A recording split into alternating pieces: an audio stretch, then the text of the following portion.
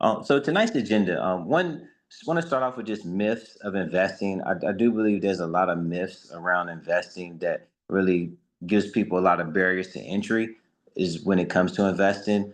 Second, we'll review some terminology. Then we will touch on some financial tips and tidbits and kind of recap on our last meeting as well. So first myth, investing in stock equates to gambling. So no, a lot of people feel, of course, when you're gambling, you win and you lose. As far as investing, a lot of people feel like because you don't get something you can actually hold or something tangible, they equate investing to the same as gambling. So just a definition, gambling is based on short-term activities, while investing can last for years. With gambling, once the race is over, it's a win or a loss. While investing, on the other hand, if you hold a stock in a company, you can earn dividends, which is a key component of making money in the long term. Over time, gambling always returns a negative expected return. Has to hear so, if you've been to a casino, it's mathematically what they call the house's edge, where if you gamble for long enough, eventually the house will win. Investing, on the other hand, is an allocation of capital based on the asset and its expected appreciation over time. So, if you go back over the past century, investment in stocks and bonds have reliably yielded a positive return in the long run. It's possible for both investors and issuer securities to win. So that's the first kind of myth we want to bust is a lot of people think that when you put money in the stock market or you invest in even real estate or those type of items that it's just a win or a loss. I would tell you a lot of the gambling comes out of the equation when you learn a little bit more and once again invest in companies that that are here for the long term. Myth number two, the stock market is only for brokers and rich people. I'll be the first to tell you that a lot of people who are wealthy and stockbrokers utilize the stock market, but it's not just for those. I'll go over a couple ways now that anybody can start investing with as little as $5. Um, Many people are already investing and they don't even realize it. If you have a 401k, if you have a TSP, a 403b, an IRA, those can be all investment vehicles and can be invested in stocks or bonds, especially if you have your 401k or TSP. Most people we consider are wealthy, they do utilize, the stock market to protect their wealth and grow their wealth is truly passive income. Number three, fallen angels will always go back up. And this is in reference to particular stocks. A lot of people will, when they just starting with stocks, they'll go in with what we call penny stocks or different stocks where, they they used to be $100 a share. Now they're like $20 a share. And they think, okay, if I buy it, then it'll just shoot back up. And what this myth tells us is, just because a stock went up and come back and came down, it doesn't mean it will automatically go back up. This one really has to factor in the quality, of the stock. An example I'll use is, during the pandemic time frame, a lot of reputable high value stocks had took a huge dip. But if you look at them now, they're back up. There are also a lot of those who didn't find their way back up. And number four, percentage of gains and percentage of losses are equivalent. This one gets a little complex, but I did want to touch on this because some people will see, hey, a stock might have went down 10% and then it comes back up 10%. And what this tells us is that's not the same. Just to kind of break that down for you, the dollar amount, no percentage of gains and losses are equivalent in investments. While the dollar amount of the gain and loss might be the same, the percentage change is different. And just to give you a calculation of what I'm saying, if you buy a stock for $100 and it drops by 10%, then it drops to $90. If it gains 10%, then it's at $99. So you're still below the original purchase price. So, kind of a complex, thinking, but just to kind of help you guys understand that when it goes down and it comes back up, if that percentage is the same, the amount is the same. I mean, the amount is different. So number five, the more stocks you own, the more diversified your portfolio. Another common myth where I know a lot of people starting out, kind of to diversify, they will put a little bit in 10, 15, 20, 30 different stocks, different, real estate is another example. If you buy two, three, four properties, you begin to feel like you're diversified to help manage your risk, which diversification is something to be considered, but there can be a such thing as being spread too thin. No single asset sector has a chance to significantly move the needle on your portfolio's overall performance. So while it is important to diversify, you don't put all your eggs in one basket. As they say, it is the point where you spread too thin. And I'll give you an example. If you got you know, one stock and you bought one share of like all of these stocks and then it triples, well now, your $1 is $3 versus as if you put in $100, now it's 300. So that's why being spread too thin can keep you from gaining what you could gain if you had, kind of not diversify as much. So just want to reemphasize that diversification is very important, in a portfolio, but there is such thing as being too diversified. Now I want to go over some, terms, common terms, when we talk about investing, just to kind of, help everyone get kind of knowledge on this. The first one is a stock. So I'm sure everyone on this line has heard of a stock before, has known somebody who talked about stocks, whether you've seen on TV, in person, may even own a little bit yourself. But a stock is a share of ownership in a company. So, for example, if you have an iPhone, you don't actually own any Apple. You just own an iPhone. If you had a stock, one share of Apple, their stock, then you would actually own a percentage of that company. So when you buy a stock, you're essentially buying a small piece of that company. Company issues stock to raise capital and allow investors to become part owners, potentially profiting from the company's growth and dividends. So essentially, when you give company A your money, now you become somewhat of a partner. And what they do is they take that money to continue to grow. So the companies issue stock that you can purchase. Another common term is mutual fund. So a mutual fund is a pool of money from multiple investors that invest in a portfolio of security like stocks, bonds, other assets. Investors purchase shares in the fund, becoming part owners of the underlying assets. So with a mutual fund, it's kind of already diversified.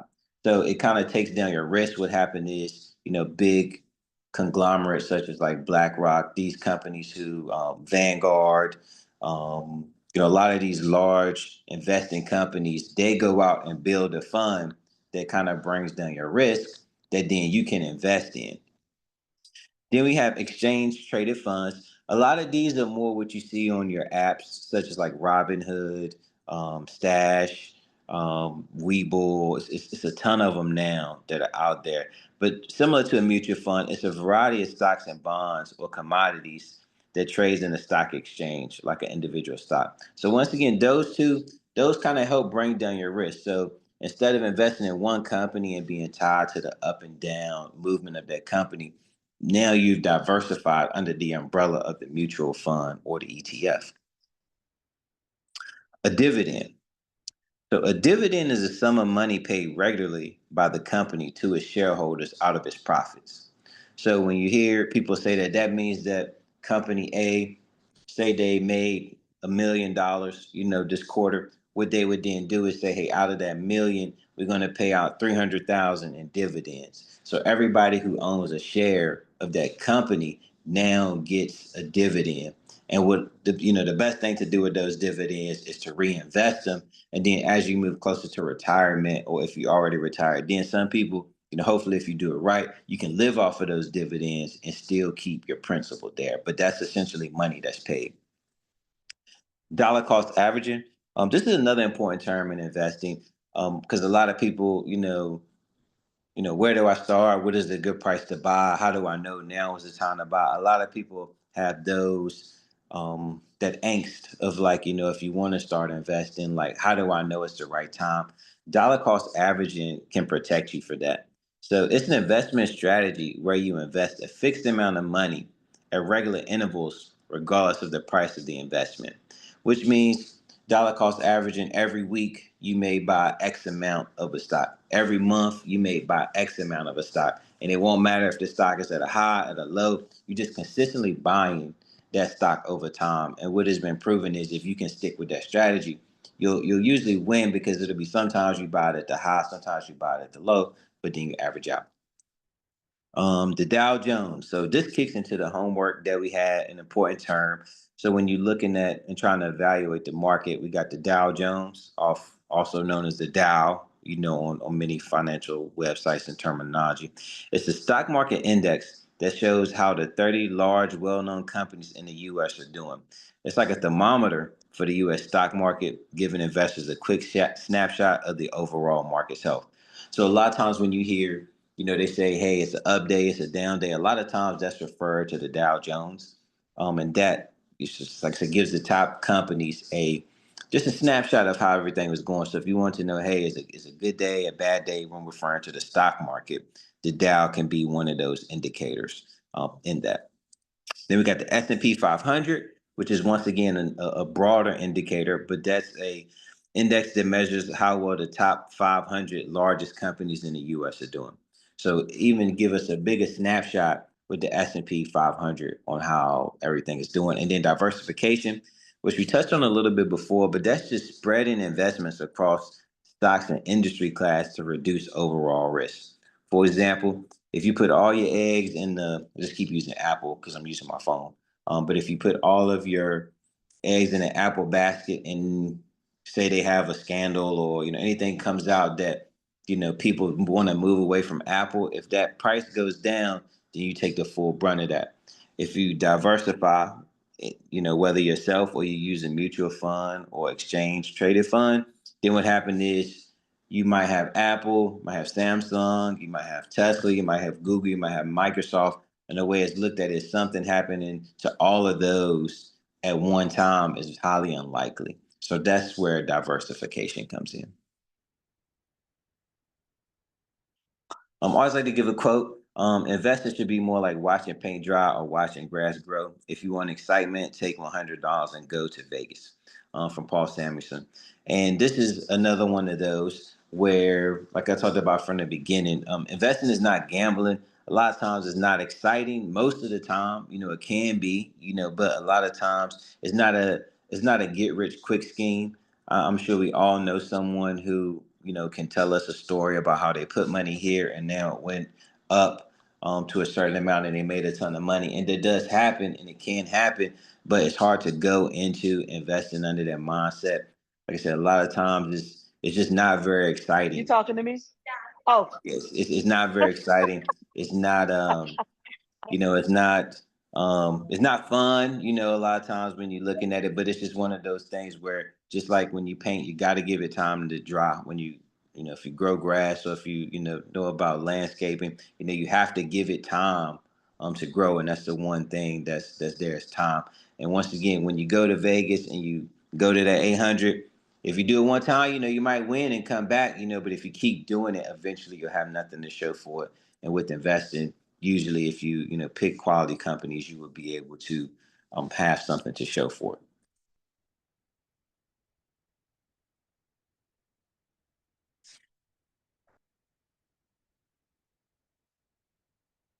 So now just we're gonna get into some examples to kind of help just show you the power of investing.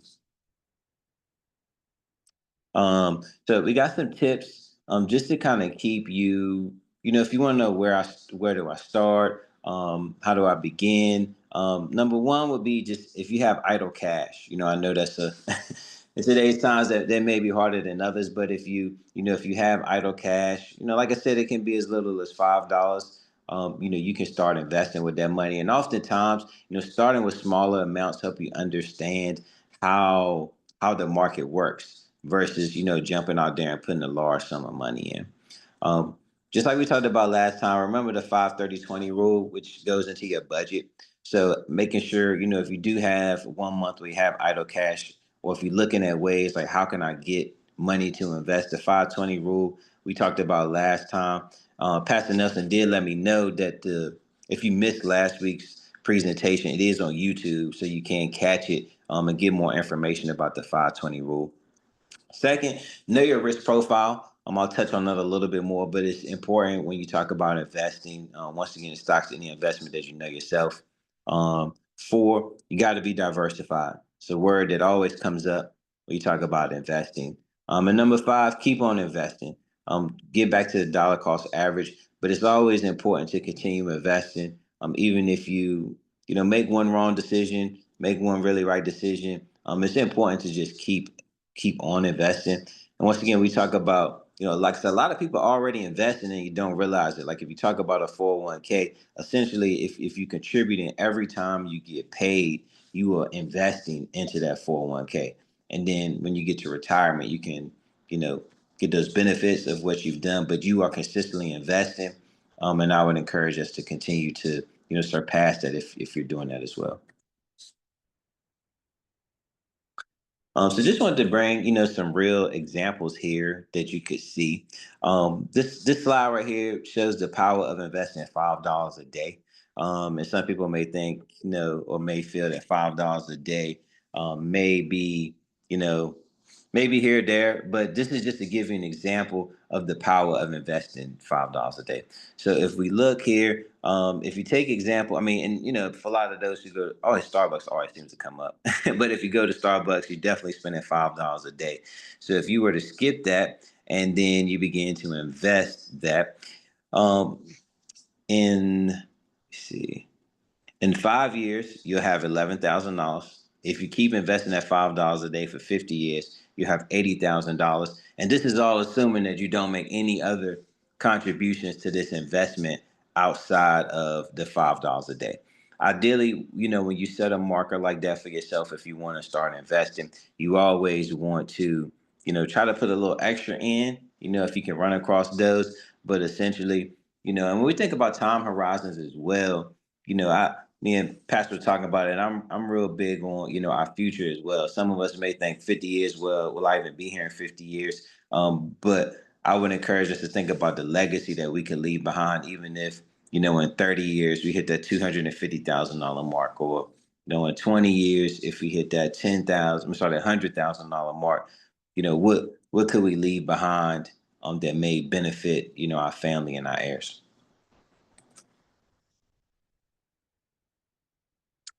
Want to step it up and give you this example of, just because this one here just shows us how we can become a millionaire just by the power of investing. So if you invest $50 a week into an index fund that mirrors the S&P 500, which has an annual return of 10%, in 1 year you have 2,730. I'll just skip down to 20 years, you'll have 150. In 30 years, you'll have 449, and in 40 years, you'll have 1.2. And that's where it gets to important. Even if you feel like, hey, 40 years is too long on the horizon for me, or 30 years, I'm not really worried about it. That's why it's important to teach the generations behind us. Because if you have, for example, if you have a child, a grandchild, or great grand, if you start, with $50 a week, by the time they're 40, they could have $1 million, and that's where, always say, like, I'm sure all of us could use the extra money that somebody may have set aside. So it's also looking at the bigger picture, and then sometimes even if contributing them to $50 is not something that's feasible, the knowledge could help them as well. If they have a summer job or part-time job for some of those, they could start now and in this time frame. Think about it in 5 years. If you started college and you worked, or even if you started working at 16 and you did this, you could possibly make $16,000 by the time get to college and graduate. So it is a path to become a millionaire. One thing too, plug for the stock market too, it's passive income as well, which means, when you think about real estate, when you think about business, all of those are avenues to create wealth as well. But a lot of those do require, actual leg work and actual physical labor, mental labor. A lot of times with the stock market, you put the money there and then it grows, whether you watch it or not. And that's truly where we get into, I'm sure everyone's heard the term making money while you sleep.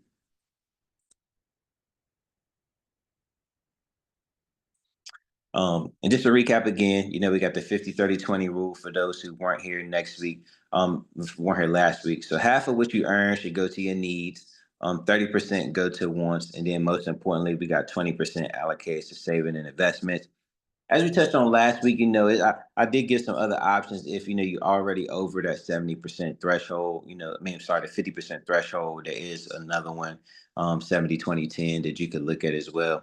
But this is just to reemphasize the importance of if you feel like, hey, I don't really have any extra money, it's a good time to do an inventory on on the budget on where your money is going, because can you possibly cut out a stream and cut out a luxury item and redeploy that capital toward an investment.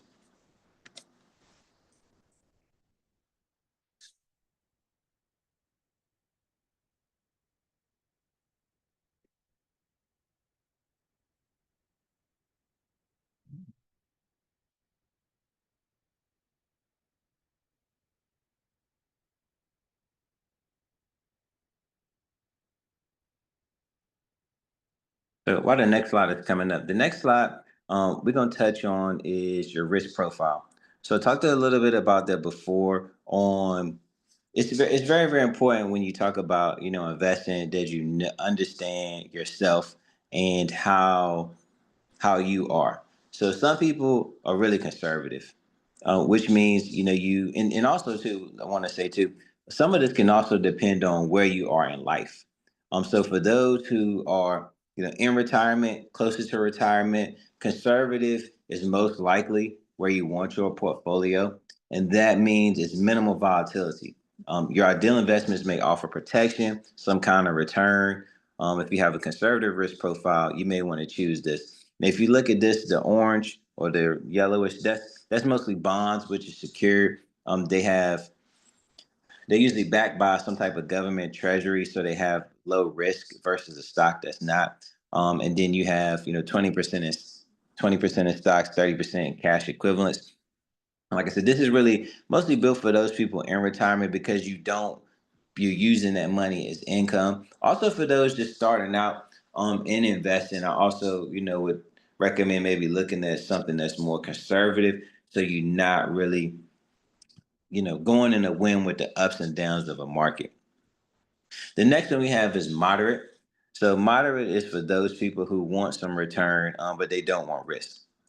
And there's one important thing to note when you talk about investments. A lot of time, the more risk you take, the more return you get, but also the more volatility you have to deal with. So moderate has us right here in the middle where you have some risk, more risk than conservative, not as much as with aggressive, but you are going to get more return. So a lot of times we think about, what the way it's set up is, usually those people who, maybe a few years from retirement, maybe, 10 years, 5 years out, sometimes they'll move to more of a moderate portfolio so that they don't have to, once again, go on a win with the ups and downs of the market. And then we have aggressive. So aggressive seeks the highest return possible. An investor may have a longer horizon and may be willing to stomach the market volatility in many different economic conditions. So for those like myself who have a lot more work to put in before we get to that retirement age, a lot of us should be looking more towards aggressive, although smart and wise investments, because they will yield the highest return. And the thing about it is, once again, we talk about volatility. One day you could look and you could be, up 5,000. The next day you could be down 10,000. Then you could be up 100. You could be down 400. So a lot of times for that aggressive portfolio, it's hard to stomach and look at every day, just because of the movement behind it. But what it does is that movement will usually turn out to a higher return.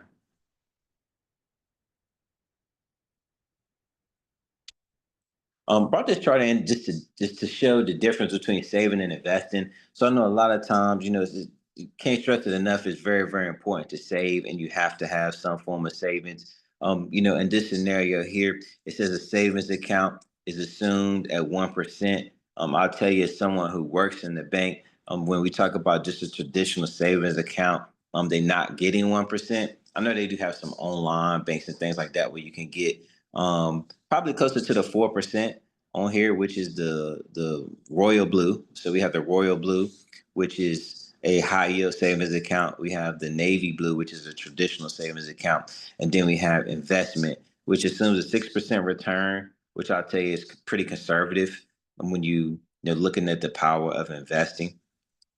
But the key differences, the savings account, it offers a lower return, but you do have that safety there. So a lot of times that's why for your emergency savings, it's important to have it in a savings account because it is FDIC insured.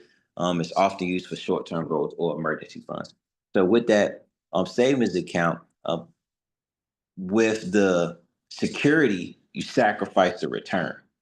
And a lot of times the terminology, when I'm speaking to people in the banking, I always asking like, well, how much, volatility can you deal with? How much return do you want to have? And I usually tell them you have to take more risk to get return. So if they come in and they don't like what they see, I usually tell them it's the reason this is at these numbers is because there's really no risk behind it. When we go back to the last slide, we talk about conservative, moderate, aggressive. You can choose one of those umbrellas to possibly get more return. But when you talk about savings account, there's really no risk and the return is low. When we get into investing, you can see it's higher potential returns, it's more risk, but it's really there for those long-term goals. So if you have a goal to, buy a house in the next 10 years, you may want to consider investing some of that because you don't need those funds at this time. But once again, just to clarify, savings account is very, very important. It is a must-have. But once again, we talk about your long-term future. This chart will just show you, after 30 years, the same $100 each month is 41,000 in the savings, but 95,000, in investing. And once again, these numbers are all assuming, you don't do anything above and beyond just these flat numbers.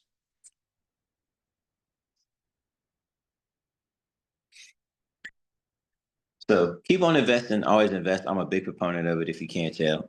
And investing, I believe it's something we have to do. We have to take advantage of. And just to, a lot of people, once again, I think it's a barrier in the mindset that sometimes you have to break down.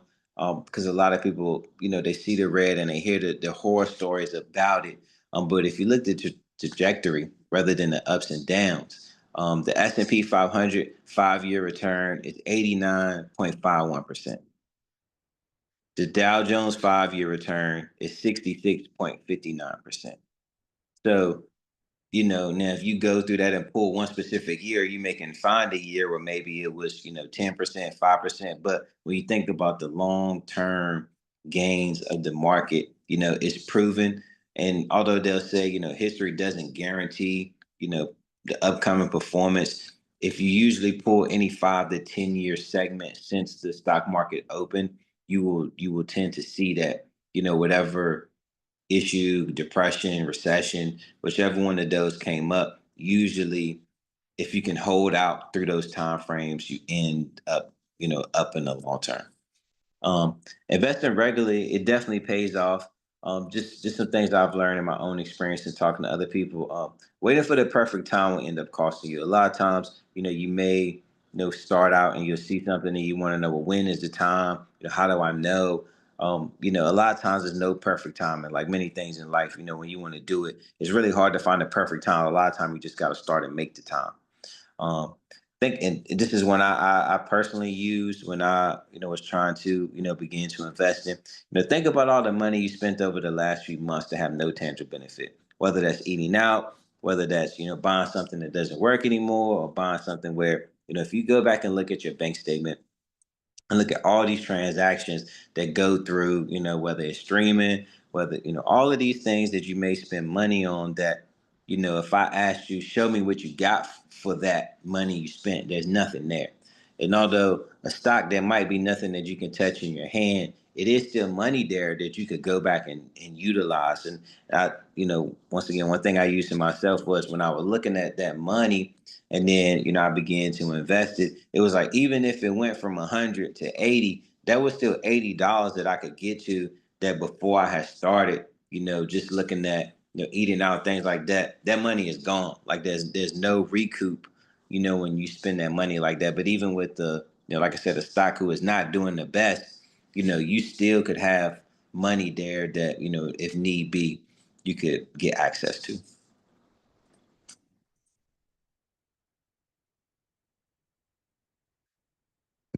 This right here, chart. Just wanted to show, this was a survey, of Americans and U.S. adults. Just what do they invest in for the long term?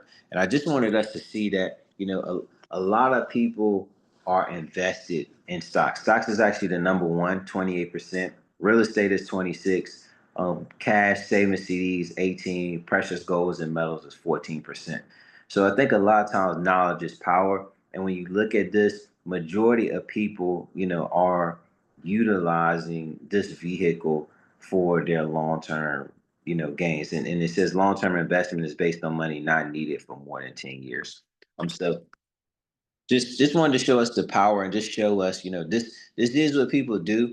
There is a lot of times the risk is decreased with the knowledge, that you can gain. And just like anything in life, like you have to learn. For all of us who have a career, you don't just walk in the job knowing how to do it. A lot of times you have to do it, you have to practice, you have to look at it, you have to learn from your mistakes. But in the end, if you stick with it, you end up growing and a better for it. That kind of concludes what I had so far. I know last time, some people had asked me, did I have an email address? So I created this one right here. I'm also dropping in the chat, but this is a way that you could contact me if you have a more personal question. Just depending on the question, I'll say it may be good for us to set up a phone call or some type of Zoom or something like that, which I'd be more than willing to help out with. But this right here is just, an initial contact you can have for me if something comes up, or like I said, I know it's a group setting and I'm gonna open it up for questions, but just in case you had something where maybe a little bit more personal that you didn't want to ask, in front of a group, this email address is available for any question you may have, whether it's something I covered, whether it's a general question, whether it's something totally off the mat, or even if you feel like something that you want to hear about or improvement, I definitely open that feedback as well. But want to provide that so that anybody who wants to contact me can have a means to do that. So that concludes the information that I have. I want to kind of make sure I wrapped up in time to get some questions in. And you're more than welcome to drop them in the chat, or just you can come on the line. But I also want to let everyone know that I did put some resources into the chat. So if you go back to the top and look at the first message in there, just some resources when you talk about knowledge. I don't know, they're pretty popular now, and I don't know how many people are familiar, but they're called Earn Your Leisure. Two brothers who they really have taken over finances by storm. They have a month. Every Monday they have a YouTube series called Market Mondays where they dive into the market. So for anybody who wants more in-depth information, wants to hear more dialogue about it, they do a really good job. Second, for those who like to read, a book that really helped me is Tony Robbins' Money Master the Game. I will warn you, it's a very long read, but it has a lot of great information, and it really spans from whether like I said, in retirement age, just starting out, he kind of covers all things to look for, things to talk about, your 401k, things to plan, how to really get prepared. So that's a great read. And lastly, I put the link in there to Yahoo Finance. So I would just encourage everyone to make sure you have the app downloaded. And if you are already investing, that's a great resource to look up. If not, it's also a great tool to have so you can, become more knowledgeable and watch what goes on before you actually jump out there. Just going on the questions. Somebody asked, can we get a recording? Pastor, let me know. I do believe we posted them on the YouTube, that somebody can, grab those. But like I said, I will wrap up now and give everybody opportunity, whether you want to ask a question in the chat, I'm available to look out for that, or if you want to come on the line. We do have one question. How do you feel about treasury bonds? Treasury bonds are a good thing. They're what we consider probably more a conservative asset, where you're not going to get a ton of, you're going to get return, but you're not going to get as much return, but it also has security because usually they back. So a lot of times what people will do is use that for a diversification tool. So when we talk about conservative, usually closer to retirement, you probably heavier on bonds. You talk about somebody younger who has a lot more work, they're probably lower on bonds. and more on stocks just because they have the time. But I mean, treasury bonds are a good thing because they secure, they do provide a return. Who does Market Mondays? It's called Earn Leisure. The two gentlemen, Troy and Rashad, they do a great job of speaking in a way that most people can connect to, and they usually go from explain things in a way where if you're just starting out, you can digest. Also, if you are very experienced, you can gather from that as well. Do you know how to drop a business into a revocable trust? Um, I'll tell you, a lot of times, in my experience, usually businesses and trusts are like two type of entities because usually a trust pro the trust really provides like a line in the sand for your personal assets. So, in my experience, most people don't have a business in a revocable trust because the business is an entity of its own. So, a lot of times, the business will be its own entity and the trust will be its own entity. Um, that's something if you want to email me, maybe we can have more dialogue and see exactly what you're referring to. But I will say, a lot of times in my experience, just in the bank, I don't recall ever seeing somebody have a business in a trust. Now they may have a trust, um, and then they have a business, and then they kind of operate the two. But feel free to email me, and we can get more dialogue around that. Would you recommend Robinhood and those similar sites for starting investors with minimal risk? I would tell you Robinhood, and when we talk about risk, Robinhood just has the same stocks as you could get from any other site. So Robinhood is not going to contain your risk. Your risk is going to come in and what you purchase and how you move forward. But just personally, I have used Robinhood. Use Robinhood. I think it's good for starting out because it provides resources that you can use to learn. But I so many of them out there now. I'll just say the ones that I've experienced personally is Robinhood, Stash. And then I will tell you too now that a lot of big companies, whether we talk about Schwab or Vanguard, Bank of America, Wells Fargo, a lot of them have a brokerage platform now that works the same as Robinhood, where they don't charge you fees. So yes, I personally use Robinhood. I haven't had any issues with them, so I will feel comfortable recommending them. But I also say a lot of places have it now, but there are so many, like Cash App has invested now. A lot of those, I will say, I've never ventured into somebody outside of investing being their primary source of business, but I do know people have used that. Um, have you ever invested in a company and received a dividend yourself? Yes, many. If so, what is the timeline? Typically, the dividends are paid out quarterly. So what happened is some companies pay dividend monthly. Some of them pay quarterly. There's also ETFs that pay dividends as well. It's just a matter of when you invest in a company that pays dividend. Usually they'll tell you, and then it's based off of their earnings and then how much you owe. So for example, they may say, "Hey, we got 100,000 dividend. We're gonna divvy it out." But if you own like 1%, you'll get 1% of that. The person that owns 80 will get 80. But a lot of companies do give dividends.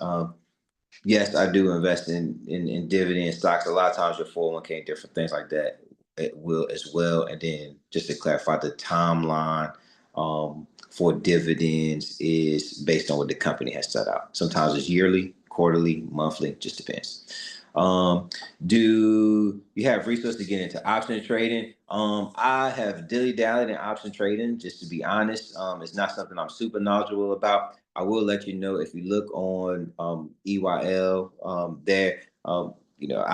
I've used them for years in just knowledge and resource based. I know they do have a trading class. I will tell you if you look on YouTube, everybody has an option trading class at this point in time. But I would just recommend EYL just because just in other things that I've observed and watched from them, I have known that I mean, they just seem to be reputable, and I've been to some of their classes and stuff like that before, so I would recommend them if you're looking for resources and options. I will also let you know this too, if you go on Robinhood, they do have an options platform with what they call paper money. But what that means is you can practice trading options without really trading options. So if you want to learn, if you like a hands-on learner, you can go into Robinhood, and I think if you go to like the watch list, you can pick an option and then you can see like, okay, if I would have really bought this option, like what would happen. So Just personally, that's something I've been, looking at now. Schwab is definitely a reputable, huge company. I've used them before as well. Definitely, they don't have fees for just having the account. Really don't have fees for the purchases as well. So that is one that I would recommend as well. Um, Whole life insurance also have dividends. That is correct. They usually have like a cash value that you can get access to. Sometimes they have dividends as well. Um, Watching on my home TV, I have a question. TV. Ms. Woods, what I do have that email. I can put it in the chat right now. So if you do want to ask your question, you can get that to me, and I would be more than happy to give you my best response on that. So I'll drop that in the chat for you. There you go.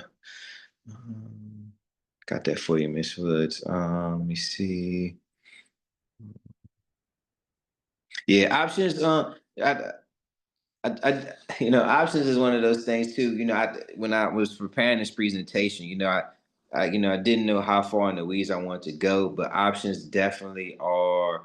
Um, you know, I mean, a lot of people do them. I will tell you, it's one of those things where if you guess wrong, you end up losing all of it. So a lot of people shy away from it. I would say you need to make sure started investing, in stocks first and then use options to grow. But yeah, in my experience, paper trading is the best. Like getting a good resource like EYL, I would recommend, and then paper trading some, you know, help you learn and find your way. But I will be very candid that I have not mastered options myself. Did you say the S&P 500 is something we can invest in? You can't a lot, and when I say invest in the S&P 500, what they have is usually a mutual fund or a stock that tracks the S&P 500. So it's hard to really invest directly when we say S&P 500. But if you go on Robinhood or if you go into whatever investment platform that you may be interested in, and if you reach out to me directly, like I could send you a link to one if anybody interested in that. But what you do is you would invest in a fund that tracks the S&P 500. Why is that important? Because if you think about the top 500 companies, if you were to just invest in those, that price would get very hefty. So it would be, probably 100,000 for each share. So what they do is they'll get you a fund that gets a percentage of all of those companies, which brings the price down for you. But if you go on any investment platform and you type in S&P 500, usually they'll have you a fund that tracks that.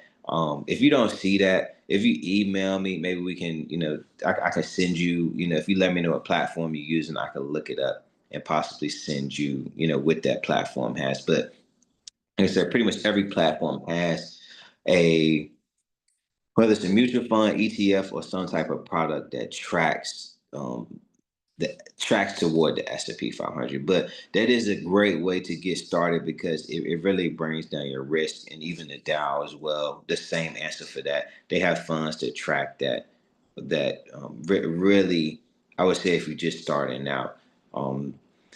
I would say do that. Also, if you listen to the EYL, they talk about one of the gentlemen. He talks a lot about two tech, two index, which is that'd be like Apple, Microsoft, Google would be considered a tech, and then an index would be something like the S&P 500 or just to give you a couple you could look at. One is called QQQ.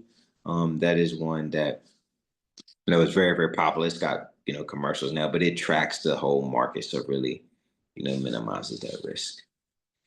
I think I got most of the questions in here. Did anybody have a question that maybe didn't have access to the chat? I do have a question Yes. in reference to your 403 contributions. And I am approaching 70 years of age, and they're going to start sending me a distribution check. My question is, how do you avoid all of the taxes? Should I reinvest it into like a Roth IRA account? Or I know they're going to tax this money and I don't want it to be taxed. That's my question. Yes. So once you hit that, and I believe you referring to that required minimum distribution. When Yes, you sir. hit a certain age, you will be taxed and you cannot stop it. I wish I had a cleaner answer, but we just coming off tax season, and I have had people in my office, pretty much every other day trying to figure out a way not to have to take it. But essentially, what happens is if you don't take it, they penalize you and take it anyway. So Yes. it's really no way around taking it. Now, what some people will do is they, may find a way to redeploy it, but essentially, man, I hate to be so gloom and doom about it, but you know how the government works. Like, they gonna want their piece of the pie. They let you get it as long as you can without getting a piece, but at the end of the day, they're gonna make sure they get their piece. So I have not found a way that you can get around not having that tax. Now, it may be worth a conversation, with somebody who is, because I'm not a actual licensed financial advisor. I just, worked in a bank and done research. So an advisor may be able to transition you into a vehicle that, like you talked about, is it a Roth? Is it an annuity? Is it any other product that maybe you can, transfer those funds to where you may not have to take that? That's where I'm not 100% sure. But when you talk about that 403B that has an RMD on it, you're going to have to Yeah. take it. You're going to have to Okay. take it, and they're going to tax it. Thank you. No Appreciate. problem. We got a couple minutes left, so I just wanted to see if anyone else may have had a question that they weren't able to access on the chat.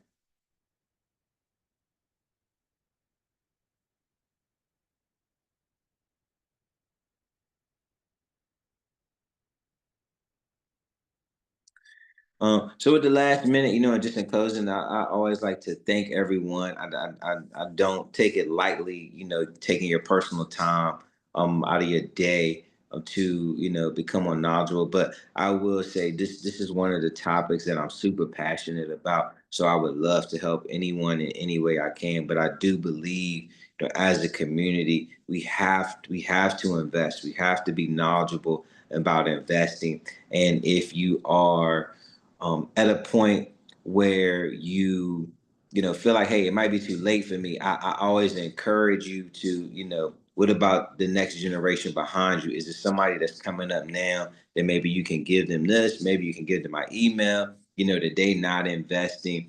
Even, I mean, and like I said, we got a lot of more things coming down the pipe at ABC, but even if it's for your minors, I would say at 18, you can get a Robinhood account. You can go ahead and get started with that. So if you do know somebody 18, 19, 20, and they not familiar with investing, or you have my email, please give it to them. Tell them to reach out. I wouldn't mind talking to them, speaking with them after church, before church. I really want us to, as a church, be knowledgeable about investing and begin investing. I don't know if Pastor's on, but I'll go ahead and end this out with a prayer. And then let us continue our day. Do want to let you know we do have one more part of the series tomorrow, not tomorrow, next Wednesday at 7, which will talk about retirement and estate planning. We'll touch on some of those, trust estate questions that people may run into, and that is set for next week at the same time. So let us pray. Dear Father, which art in heaven, hallowed be thy name. Lord, thank you for allowing us to come together again as a church family, Lord. Lord, please continue to bless this church and our finances, Lord. Lord, let your will be done through us each and every day, Lord. I just want to thank you for watching over us, let no hurt, harm, or danger come to us, Lord. Continue to open our minds so we may become more knowledgeable, not only in your word, but in our finances as well. In Jesus' name I do pray. Amen. So have a good night, everyone. You too.